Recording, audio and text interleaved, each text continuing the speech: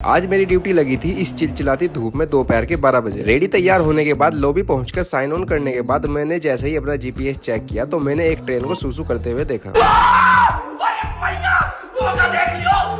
आज लॉबी में बिल्कुल भी पानी नहीं था, पीने के लिए तो छोड़ो, काम धोने के लिए पानी नहीं। इसके बाद मैं रनिंग रूम से पीने के लिए पानी भर लाया। आज सीसी महोदय ने हमें ड्यूटी ट्रैवलिंग पास देते हुए बताया कि हमें एक मेल एक्सप्रेस से उस स्टेशन जाना है, इसलिए हम मेल एक्सप्रेस में पीछे की साइड ट्रेन मैनेजर के साथ सवार हो गए। थोड़ी देर में ट्रेन मैनेजर ने ट्रेन के प्रस्थान हेतु हरी झंडी दिखाते हुए लोको पायलट साहब से ऑल राइट मिलाया। 1 घंटे का सफर तय करने के बाद फाइनली हम स्टेशन पहुँच गए। ट्रेन से उतरने के बाद मैंने और मेरे लोको पायलट ने अपना इमरजेंसी टूल बॉक्स उठाया और अपनी गड्डी के पास ले गए। वहाँ जाकर मैंने देखा कि आज हमारी गड्डी में बाबा आदम लगे थे। मैं बाबा टिल्लू नाम मेरा बाबा। इसके बाद मैंने लोगों की कपलिंग चेक की और फिर बाबा आदम की गैस निकाली। आज हमारे लोको बाबा आदम अपनी शहजादी के साथ आड़ के रूप में लगे लकड़ी के गुटके हटाने के बाद मैंने वैगन के हैंड ब्रेक छुटाए, जो काफी मशक्कत भरा काम। इसके बाद अपनी गड्डी माहिस्मती को भल्लाल देव की जंजीरों से छुटवाने के बाद हमारी गड्डी माहिस्मती चलने के लिए तैयार। गड्डी चेक करने के बाद मैं जैसे ही वापस आ रहा था तो मैंने देखा कि बाबा आदम और शहजादी में इसकबाजी चल रही है।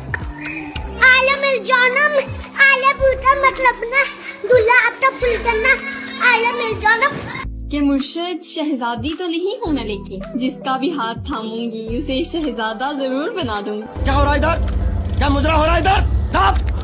दाब लगा। भाई बात को समझ, वो छींक कर भी सॉरी बोलती है और तू बात कर भी किसी और पे इल्जाम लगा देता है।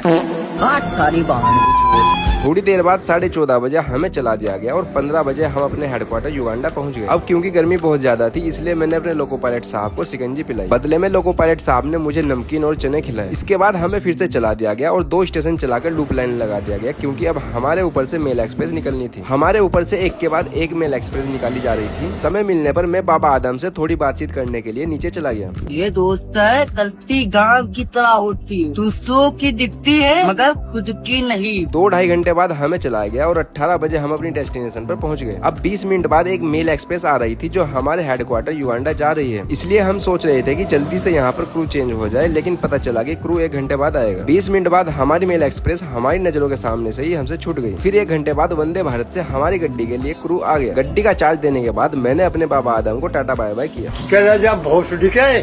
इसके बाद मैंने बाबा आदम की तरफ से एक लस्सी का पैक मारा। अरे हंस रहा है या जंगली का गुड़ खाएगा, पेट भर के खागा जंगलियों का गुड़। 19:15 बजे हमारी दूसरी मेल एक्सप्रेस आ गई, जिसके बाद हम लोग AC 2 टियर में सवार हो गए। आधे घंटे में ही हम लोग वापस अपने हेडक्वार्टर युगांडा पहुंच गए। लॉबी पहुंचकर ड्यूटी ऑफ करने के बाद मेरी ड्यूटी खत्म हो गई, जिसके बाद मैं अपने घर की ओर चल दिया। रास्ते में जाते जाते मुझे हरिया भाई वैप समाज की किसी गैर महिलाओं के साथ बाहों में बाहें डालकर घूमते नजर आए। अब ये बात तो होनी को पता चलनी चाहिए थी।